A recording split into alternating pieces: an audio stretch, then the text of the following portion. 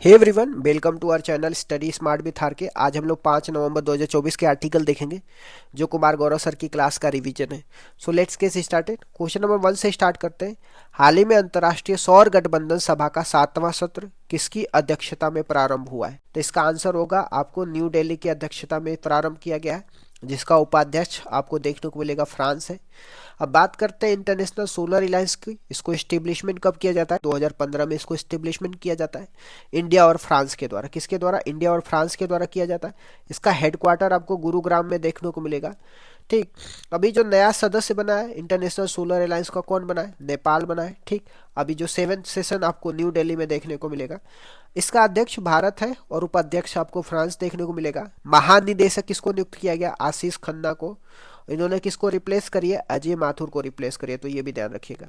कुछ important organisation की host 2024 में देखते हैं। जैसे ब्रिक्स हो गया। ब्रिक्स 2024 किसने होस्ट करी थी? रूस ने करी थी। रूस के शहर कजान में होस्ट हुआ था। एससीओ 2024 अस्ताना कजाकिस्तान में हुआ था। आसियान 2024 आपको वियंतिने लाओस में हुआ था। G7 2024 आपको इटली में हुआ था। G20 2024 आपको ब्राजील में देखने को मिलेगा। COP29 आपको बाकू अजरबैजान में देखने को मिलेगा। क्वेश्चन नंबर 2 में हाल ही में किस देश के माउंट लेवोटोवी लाकी लाकी ज्वालामुखी विस्फोट हुआ है? हम बात कर रहे हैं माउंट लेवोटोवी लाकी लाकी ज्वालामुखी की। इसका भी विस्फोट हुआ। ये कहाँ पे आपको देखने को मिलेगा? इंडोनेशिया में देखने को मिलेगा। ठीक। इंडोनेशिया में माना जाता है पैसिफिक रिंग ऑफ फायर में स्थित है, और यहाँ पे ज्यादातर अधिकांश ज्वालामुखी क्या होता है? पैसिफिक रिंग ऑफ फायर में विस्फोट होते। ठीक।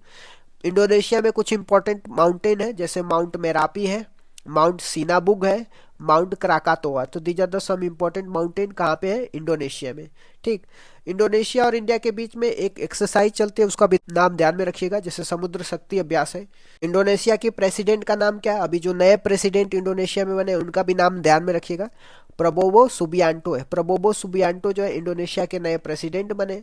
इंडोनेशिया की कैपिटल आपको जकार्ता देखने को मिलेगा, और जकार्ता में ही आसियान का हेडक्वार्टर है, ये भी ध्यान में रखिएगा। ठीक। तो इंडोनेशिया को सबसे ज्यादा द्वीपों और सबसे ज्यादा मुस्लिम आबादी वाला देश माना जाता है, और इंडोनेशिया और इंडिया के बीच में समुद्र शक्ति क्या है? अभ्यास चलता है। कुछ इंपॉर्टेंट ज्वालामुखी के बारे में देख लेते हैं।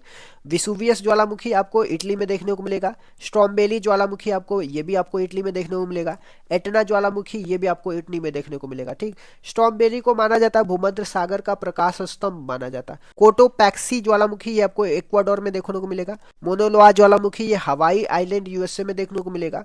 बैरन द्वीप आपको इंडिया में एकमात्र सक्रिय ज्वालामुखी देखने को मिलेगा अंडमान निकोबार में। ठीक। चिम्बोर्जो ज्वालामुखी आपको इक्वाडोर में देखने को मिलेगा। किलिमंजारो आपको तंजानिया में देखने को मिलेगा। क्वेश्चन नंबर 3 में आते हैं। हाल ही में दुनिया के सबसे कम उम्र के FIDE शतरंज खिलाड़ी बनने वाले अनिश सरकार का संबंध किससे है?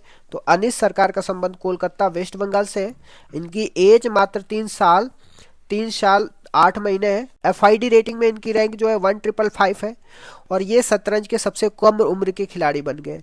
बात का सबसे नवीनतम ग्रैंड मास्टर कौन है? तो ये भी याद रखिएगा, इन श्याम निखिल है, और इनका रैंक कितना है? 85 है।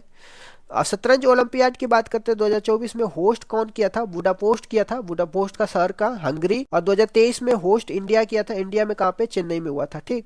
और इसमें आपको जो विनर देखने को मिलेगा, इंडिया में मेल और फीमेल दोनों जो है शतरंज ओलंपियाड 2023 में इंडिया ने जीता था, मेल और फीमेल में। ठीक। क्वेश्चन नंबर 4 में आते हैं। हाल ही में कोलिंस डिक्शनरी ने किसे वर्ड ऑफ द ईयर 2024 घोषित किया है?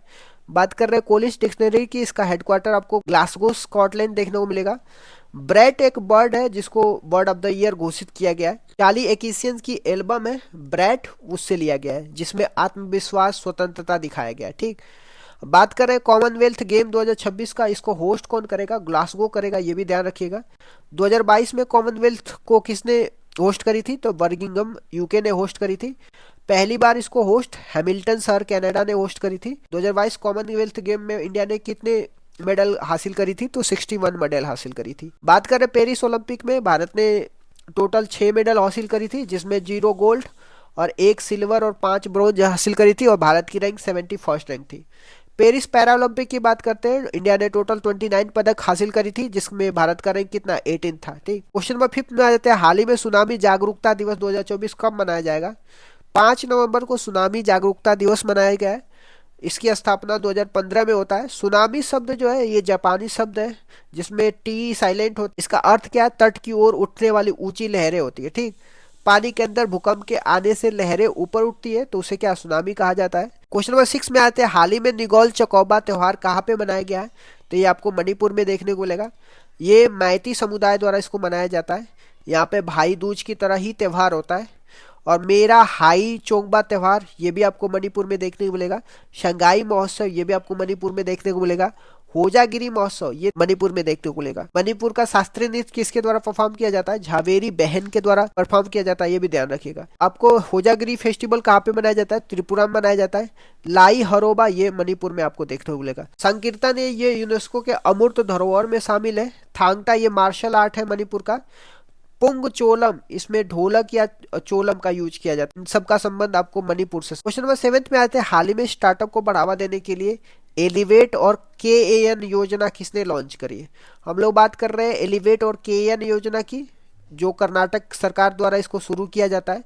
और ये स्टार्टअप को बढ़ावा देने के लिए एलिवेट और KAN को स्टार्ट किया जाता है। ठीक, एलिवेट के द्वारा स्टार्टअप को 50 लाख का लोन दिया जाएगा। KAN के द्वारा क्या किया जाएगा, स्टार्टअप इकोसिस्टम डेवलप किया जाएगा। यक्षगान हो गया, ढोलू कुनीथा हो गया, बोलक नृत्य हो गया, ये कर्नाटक में सेलिब्रेट किया जाता है। क्वेश्चन नंबर 8 में आते हैं, हाल ही में वर्धा अभ्यारण्य में नई शेर सफारी का उद्घाटन हुआ है। ये कहाँ पे स्थित है, वर्धा अभ्यारण्य की बात कर रहे हैं। ये गुजरात के पोरबंदर में स्थित है।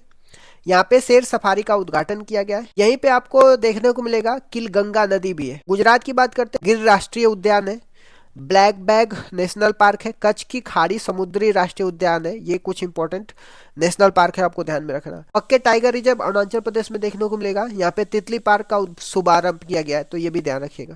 क्वेश्चन नंबर 9 में आ जाते हैं, हाल ही में सूचना के अधिकार संग्रहालय की आधारशिला कहाँ पे रखी गई है। तो RTI की बात करते हैं, राइट टू इंफॉर्मेशन बोला जाता है। इसकी शुरुआत आपको राजस्थान से देखने को मिलेगा। मजदूर किसान शक्ति संगठन के द्वारा किया जाता है, जिसका नेतृत्व आप अरुणा राय करती हैं।